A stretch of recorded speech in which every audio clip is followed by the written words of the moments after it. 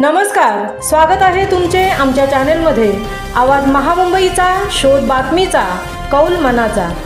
चला तर मग आमचे चॅनल शेअर करा, लाईक करा आणि सबस्क्राइब करा। धन्यवाद। भक्तिमार्ग अवलंबिल्याशिवाय जीवनात काहीच साध्य होत नाही। कीर्तनकार सुषमा भावे।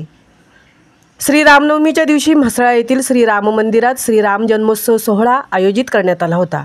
या औचित्याने रोहा येथील प्रसिद्ध कीर्तनकार श्रीमती सुषमा भावे यांनी श्री रामदास स्वामी यांच्या दासबोध ग्रंथातील बोधकथा आणि मनाचे श्लोक कीर्तनातून सादर करताना संत रामदास स्वामी यांनी जोगवा मागण्याच्या निमित्ताने स्वतःजवळ सहनशीलता ठेवत मानवाला कशाप्रकारे भक्तिमार्गाला लावले आणि भक्तिमार्गाने भगवंतांनी भक्तांना कसे तारले याचे सविस्तर वृत्तांत कीर्तनातून सांगितले। भक्तीत शक्ती आहे। प्रत्येकाने ईश्वर भक्ती आणि परमार्थ केला पाहिजे, त्याशिवाय जीवनात काहीच साध्य होणार नाही। माणसाने आत्मसुख घेताना फक्त संसार किंवा फक्त परमार्थ करू नये। भक्तीबरोबरच कर्तव्य केले पाहिजे। कर्तव्याशिवाय प्रारब्ध नाही। देव धर्म करताना ते मनोभावे निस्वार्थी भावनेने केले पाहिजे। भक्तांनी रोज श्री राम स्तोत्र पठण, हनुमान चालीसा, रामनामाचा जप केला पाहिजे, तरच जीवन सार्थकी लागेल असे बोध देताना त्यांनी श्री राम यांचा जन्म अवतार का आणि कसा झाला याचे कीर्तनातून प्रबोधन केले।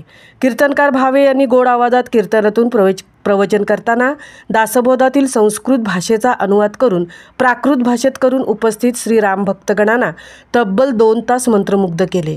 कीर्तनातून श्रीराम जन्म सोहळा, पाळणा, आरती आणि ईश्वराकडे भक्तांना सुख मांगल्यासाठी प्रार्थना केली। श्रीराम जन्म पाळणा गायन करण्यासाठी कुमारी करडे आणि प्राजक्ता सुतार यांनी सहकार्य केले। सुस्वर कीर्तन सादर करताना श्रीमती सुषमा भावे यांना संगीत पेटी वादक कुमारी वेदश्री भावे आणि तबला वादक काका करडे यांनी सुरात सूर लावून साथ दिली। सकाळच्या सत्रात श्रीराम मंडळाने मंदिरात पूजापाठ, अभिषेक आदी पूजाविधी पार पाडला। बालसंस्कार केंद्र प्रमुख संपदा पोद्दार, उमा जोशी आणि बालगोपालांनी गोड आवाजात श्रीराम स्तोत्र, श्रीरामगीत, हनुमान चालीसा पठण केले। कीर्तनकार भावे यांनी गोंधळेकर महाराज यांचा जन्मशताब्दी महोत्सवाला 25 वर्षे पूर्ण होत असल्याने रोहा येथील कीर्तनकार मंदार जोशी आणि ट्रस्टतर्फे आपल्या देशात सुखशांती समाधान लाभावे यासाठी सहस्त्रकोटी श्रीराम जपमाळ करण्याचा संकल्प सोडला आहे। तो पूर्ण करण्यासाठी श्रीराम भक्तांनी सहभाग घेत जपमाळ करून हाती घेतलेले कार्य सिद्धीस नेण्यास जाहीर आवाहन केले। म्हसळा येथे श्रीराम मंदिरात आयोजित श्रीराम जन्म सोहळ्यास शेकडो भक्तांनी उपस्थित राहून देवदर्शन आणि प्रसादाचा लाभ घेतला।